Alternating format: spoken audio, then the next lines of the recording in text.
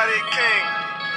Everybody God, huh? Alright, tell them they don't do it like the king do. King do, homie, ain't nobody king you. King you, simmer down, boy, down, boy. Get your hands off the crown, boy, now, boy. They don't do it like the king do. King do, homie, ain't nobody king you. King you, simmer down, boy, down, boy. Get your hands off the crown, boy, now, boy. Real every other day, another sucker on a record pushing dirt up on the Lord name. More money, more cars, get some more chains. It's a short thing, only way to this will go. Richer folk, shove them in the box like a board game. Fool's lottery, if you think all that property gon' fit up in that box, you play way too much Monopoly. We are just the clay, he the potter, we the pottery. If he remove his hands, we in bad shape, follow me. God over money, boy, that's just my philosophy. As long as I'm the realest, I'm the richest automatically. Game full of lies, so they hating on my honesty. But I'ma tell the truth to they body. They don't do it like the king do. King do, homie, ain't nobody king you. King you, simmer down, boy, down, boy. Get your hands off the crown, boy, now, boy. They don't do it like the king do. King do, homie, ain't nobody king you. King you, simmer down, boy, down, boy. Get your hands off the crown, boy, now, boy. Real killer, killer, killer, killer, Mr. Killer. You don't really want it like you say, boy. Everybody wanna bang when it's day, boy. Everybody wanna issue to that magazine spray and they centerfold. They don't want play, boy. Ha. Bullets hot, dog, pipe down. Pipe down. You talking like you trying to die right now. Truth is, if you get shot, you gon' cry loud. They'll drop a gangster and your body gon' dry out. Real talk. Everybody wanna pop roots. We love to brag about it like it's not fruit. They hate us cause we tryna put a stop to it. And we love to glorify murder till a cop do it. Yeah. Never been a shooter, that was never me. Never disrespected anybody who respected me. Always kept it cool when I knew that we was second deep. 30 on 3's not gangster, that's hella weak. I know you got a strap, boy, I'm with it too. But I don't let it change how I get at you. Y'all like 5-0, started for protection. The problem is y'all become bishop. They don't do it like the king do. Shabbat Shalom, Facebook fam. Ain't nobody king you. King you, simmer down. I'd like to welcome you to week 27 of the Awakening. We give all praise, all glory to the Most High. All glory to Ahaya B'Shem Yeshaya. Rubber walk. For all those who are not familiar with the Hebrew, that's all praise to the Most High. In the name of Christ and the Holy Spirit, we'd like to welcome each and every one of you to week 27 of the awakening of the so-called black man, the so-called African-American man who is from the tribe of Judah, from the nation of Israel. We'd like to thank each and every one of you for taking time out of your busy schedule to be with us on today. We coming live today from Raleigh, North Carolina with Pastor and Teresa Burrows. You know what I'm saying? From Holy Transformation Ministries right here. We just want to give honor and glory to them today for hosting this event. We just thank them for opening the doors and allowing us to come into to the Raleigh area. We also want to honor Pastor Emmanuel Holland with us today here, great pastor here in the Raleigh area. We just want to thank each and every one of you, all the men that came out here today to watch us live here in the Raleigh area. We want to let you know, if you're in the Raleigh, in the Durham, and the Cary area right now, we're just getting started, so you got time to make it here. We coming live from the Comfort Inn on Sanders Road 2539. Sanders Road up in Raleigh, North Carolina at the Comfort Inn. So we want to, if you want to come and watch us live today, we're here for you today here at Holy Transformation Ministries. So we just getting started today. We're really excited today about broadcasting live here in the Raleigh area, and we got a word for you here today. What's good with Jacoby, man? Good seeing you on this morning with us, man. May the Most High continue to smile down upon you and your wife. So like I said, man, we're really excited about today's message today. We had this opportunity to come, like I said, be with Holy Transformation Ministries on their men's event that they got here today. And so we wanted to come here as a Better Day Ministries just to shout out and just to come here and empower the men here today. And the topic we had today was the ability to stand. You know, our men, with everything that's going on in this world, we need to have the ability to stand. And so today, the word that we got for you here today, I guarantee you that you will be able to stand amidst everything that the enemy is throwing your way here today. Now, we've had a lot of interesting weeks, last few weeks. We've had some opportunities to release some powerful words here. You know, we did back here on week 23, we did the rebirth of a nation. We talked about not turning around. We talked about fighting fair in an unfair world. So a lot of the things that we've discussed in previous dates, I want to tell all my people that's been walking with us these 27 weeks, you're going to hear sort of a review today, because we have some men here that's with us today that haven't had an opportunity to receive what you have received. So don't tune off. Don't use that as for a reason to tune off today, because you know you can never hear the truth enough. So some of the things that you hear today is going to be a refresher. You know, some of the things that you've already heard, but at the same time, it's always something new. The Holy Spirit is always going to bring out something new here on today. So today's lesson is entitled, "Only upon the truth will we be able to stand." Only upon the truth will we be able to stand. Now, Jay, go with me to John, the 8th chapter, so we can set this up. Now, we talked about in the past weeks about how the enemy has painted a picture, giving us all type of false information, giving us all type of false hope. You know, the news media doing all these false flags and these lies that they're doing on TV, and it's giving our people reason to throw in the towel, to give up. It's giving our people a justification to remain in a sinful lifestyle. It's giving our people reason to not to be able to go forth in their purpose and their vision that the Most High has given them, because they're so caught up in what they see that they don't have the ability to receive what's the unseen. So, because of that, many people have just thrown in the towel, because they're trying to do what's right. Many of the pastors are trying to do what's right. They're dedicating their lives. They're giving all they have. They're giving all their money and their time, their resources, neglecting their families and doing everything to support their members and support their communities. But it seems like nothing is working. Our fathers are working 2 jobs and doing what they can to support their children, but it seems like it's never enough. And even when it comes down to our single moms, they're doing so much, and it seems like nothing is working. And so because these things are not working, they believe that this Jesus thing don't work. They believe that this Bible thing don't work. They believe that this Christianity thing don't work. And the truth of the matter is, you're right. Because the Bible doesn't support Christianity. The Bible doesn't support denominations. The Bible doesn't support these things that you were seeing in the church. It doesn't support pagan things. And so because we're putting our hope in those things and not in the word of the truth of the Most High, that's why we are falling. But today, we want to focus on the men, because without the men in their proper place, the families will fall. Without the men in the proper place, the church will fall. Our community has fallen. So before we get into this, just to set a platform, just to set a foundation, let's go to John 8 chapter verse 32. And let's give you a precept here to show you where we're going here today. And I know most of y'all are new to be going long-winded today, so just bear with us. But we got a lot of information that we got to give to you today, because without it, we're only going to give you half the truth. So John the 8th chapter, verse 32. Give him that for me, Jay. And you shall know the truth, and the truth shall make you free. You shall know education. You shall know the truth, and the truth shall make you free. You shall know the history that's in the social study books. You shall know the truth, and the truth shall make you free. You shall know the Baptist doctrine. You shall know the truth, and the truth shall make you free. You shall know the truth, and the truth shall make you free. So that means if I don't know the truth, ultimately what? I can't be free. So I can spend my whole entire life trying to do what's right. I can spend my whole life giving to people and giving to society and giving to my family. But if I don't know the truth, according to Christ, I can't be free. Because the only thing that sets me free is what? The truth. Now, go back and read verse 31 so we can make that clear what he's talking about here. Then Jesus said to the Jews which believed on him. He said to the who? Then Jesus said to those Jews which believed on him. Now, that's very important. Because the way the church teaches today, it makes it seem like everybody was there. They go back and they look at the words that Christ was talking about, and they make it seem like we was all there. But there weren't no Gentiles there.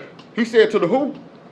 Then Jesus said to those Jews which believed on him. So he only talked to the Jews that what? Which believed on him. That believed on him. So that means if you didn't believe it, it went one ear right out the other. And this is what happened a lot of times in the churches. Because the pastor is preaching the truth, but because they don't believe it, it's going in one ear and right out the other. So he talked to the Jews who believed him and said what? If you continue in my word, then ye are my disciples. So if you come to the altar to get saved from hell. If you continue in my word, then you are my disciples. If you come to the altar just to get healed because when you're sick. If you are in my word, then ye are my disciples. So he said if you continue in my word, that means I don't just come and get something when I need it. I get it and I continue in the word. I got this part down pat and I continue with it. I settle this in my heart and I continue with it. Then he said what? Then are ye my disciples indeed. That's the key. Because Christ wasn't building church members. He was looking to build disciples. And the reason why you see church members versus disciples is because they're not doing what? Continuing in my word. Continuing in the word. So most people are coming because I don't want to go to hell. So the preacher done scared me. He done made me feel bad because I know I've been doing all this stuff all week. And he told me, if you don't make it home, if you get in a car accident before you get home, where will your soul rest? And I'm scared now. But he didn't never say, come to me out of fear. What did he say? You have to come by faith. Because that's the only way you're going to believe. Fear don't make you believe anything. Fear just make you do some things. But it don't make you believe it. So when you come by faith, excuse me, understanding fully what Christ has done, this is how you believe in your heart. This is how you confess with your mouth that he is Lord. That comes by faith and hearing the truth, not by fear. So he said, once I do that, I'm his what? Then are ye my disciples indeed. You are my disciples indeed. Then he says what? And you shall know the truth, and the truth shall make you free. And you shall know the truth. You see, that means if I'm not continuing in the word, it's impossible for me to have the truth. You may have some facts. You may have some truth. But all of the aspects of our lives, we won't have it because we're not continuing in the truth. Today's lesson is entitled, Only Upon the Truth Will We Be Able to Stand. Now, let me ask you all a question. I got some men live here today. If anybody wants to answer this question, or anybody that's watching with us via Facebook want to answer this question, it's great. Have you ever asked yourself how people are able to train elephants? You ever ask yourself that? With elephants being so enormous and so great of a size, have you ever asked yourself how in the world are men able to train elephants? So I had researched this, and this is what I found out. When they have elephants in captivity, when they bring them in as babies, they tie them up with holdings and ropes that can keep them in the place that they want to as a baby. But this is the key. As they get bigger, they don't increase the restraints. They keep the same amount of restraint on them as a baby, even when they come to the adult size. Because they have trained that elephant that said, I can only go but so far. So even though he's an enormous 3-ton elephant now, they don't put any more strength on that rope than they did when he was a little baby. Because he's trained now. Even though he could just rip that thing out and walk and go where he want to go, because they got his mind trapped, the elephant remains in bondage. So what is that rope that's on our people, the so-called black man, the so-called African American? It's 3 things that they got on us. Number 1, our people don't know who we are. We have believed for the last 400 years that we are a color. My vest here is black. And if I ask a person who you are, they say, I'm black. So that means you're the same as his vest? You're the same as my brother's pants? Have you ever asked yourself how there's no other culture in the world that identify as a color?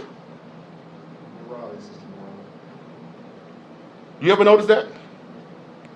That we're the only culture in the history of the civilization who identifies as a color. See, when we in the Western world in America, everything is black and white. But when the white people go amongst themselves, they don't call each other white. They say, I'm Irish, I'm German, I'm English, I'm Scottish, I'm Italian, right? But the only thing us as a so-called black man can say is, I'm black. I think there's a problem with that. But the greatest restraint that is on our people is the ideal that we're under racism and oppression.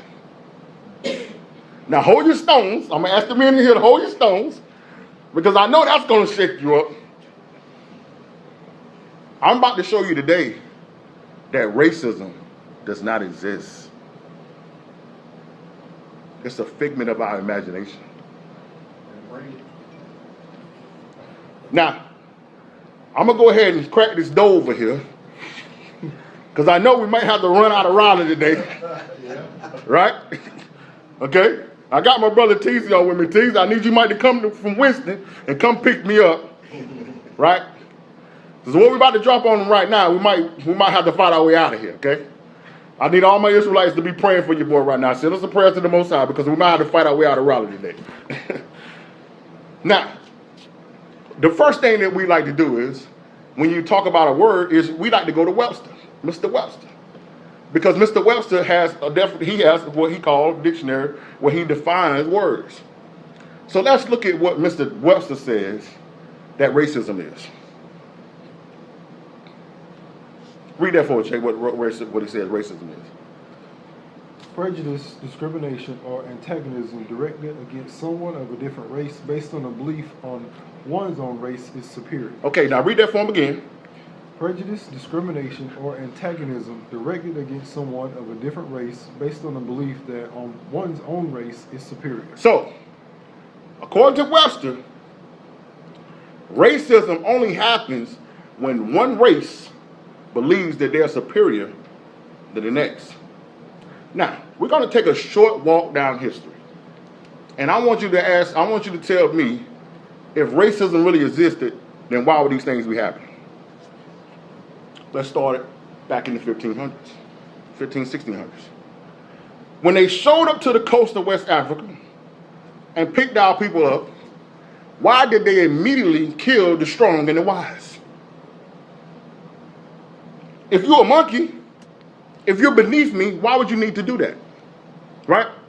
When I go trap some horses, right, I don't kill the strongest horse. I want that horse with me. I don't kill the strongest horse.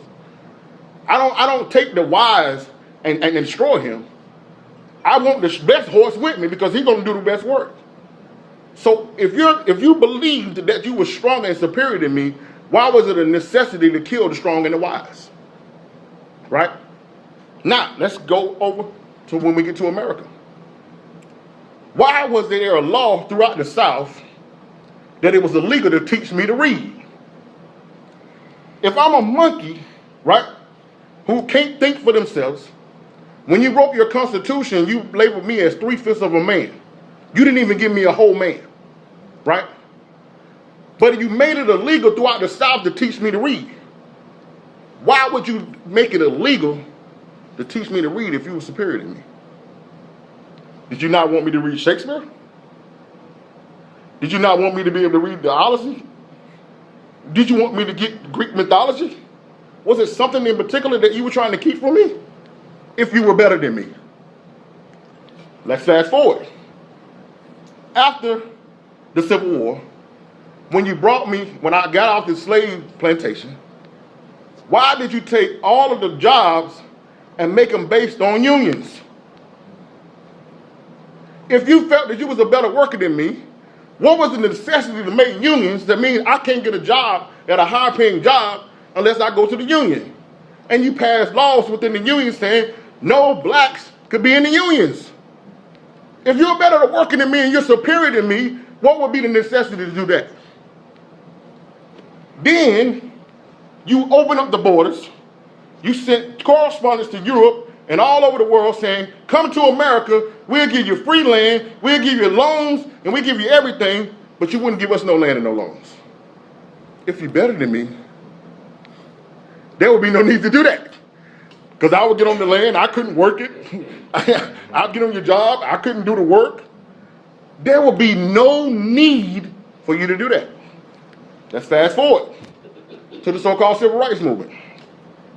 If you said you were better than me, why was you upset with me protesting?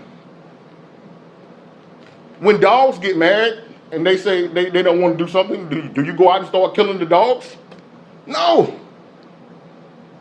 So why was it necessary to kill all of our leaders if you're better? Because the only people that I try to take out is people that I fear can take me out. The only people that I rob of your inventions and your innovations is people I know that are going to be able to get all the jobs and the money. Right? Why was it that you had to have the military to come allow me to go to your colleges and universities? I'm not as smart as you, right? So it wouldn't have mattered. Let's fast forward a little bit. Why, after you killed all of my leaders in the 50s and 60s, did you give us movies and roll out pimp, drug dealers, and hustlers to change the narrative? If you're better than me, why can I make my movies about my own leaders? Why is the only movie that we was getting was Roots? And the civil rights movement where the end of the story was the leader shot with his head bleeding down in the streets? Why did I have to see Superfly and all these guys if you thought you were better than me? Why did you need to retrain my mind? Why did you need me to change the narrative of my heroes from Martin Luther King and Malcolm X to Superfly? Let's fast forward a little bit. If you thought you were better than me, why was it necessary for you to put crack in my neighborhoods, an alcohol store on it, a liquor store on every corner, abortion clinics in the corner, on every corner, if you thought you was better than me? That's not the work of a people who believe they're superior. That's the work of people who believe that they're inferior. Because if you're superior, there will be no need to do these things to strategically hold us down. Read the definition for racism again after I went through the history and painted what they have done. Does that sound like somebody who's thinking they're superior? Read it for them again. Prejudice, discrimination, or antagonism directed against someone of a different race based on one's own belief that their race is superior. Their race is superior.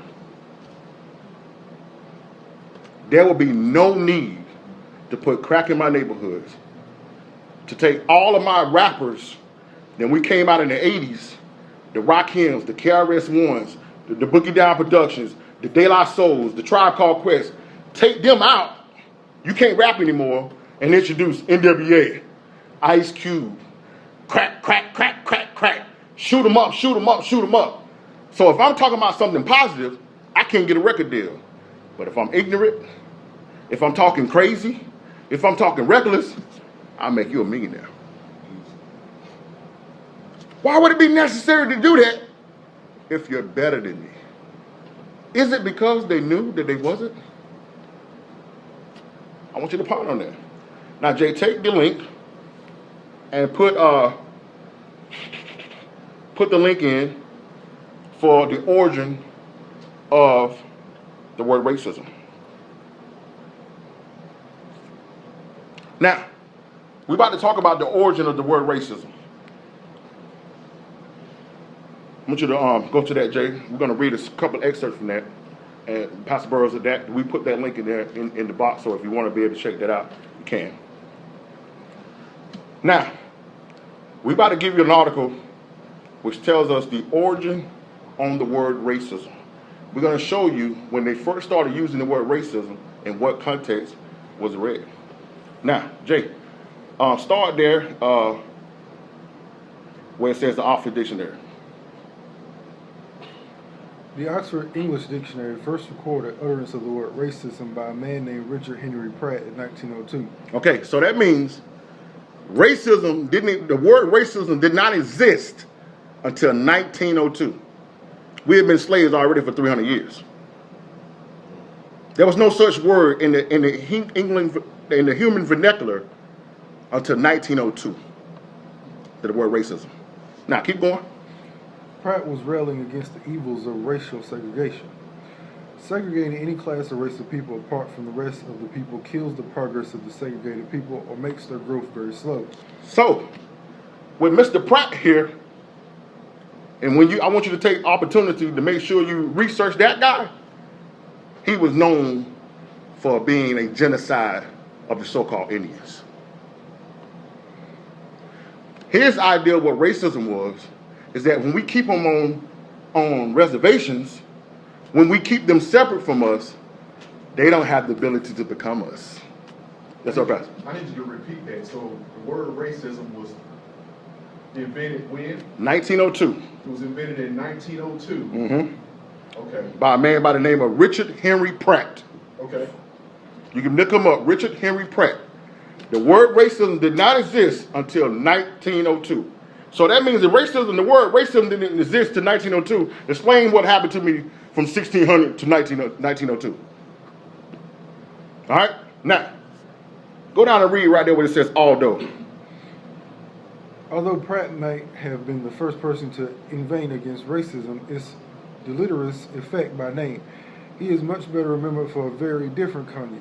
Kill the Indian, save the man. Kill the Indian, save the man.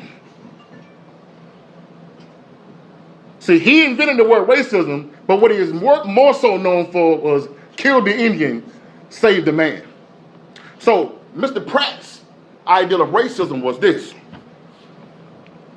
His name is Richard Henry Pratt.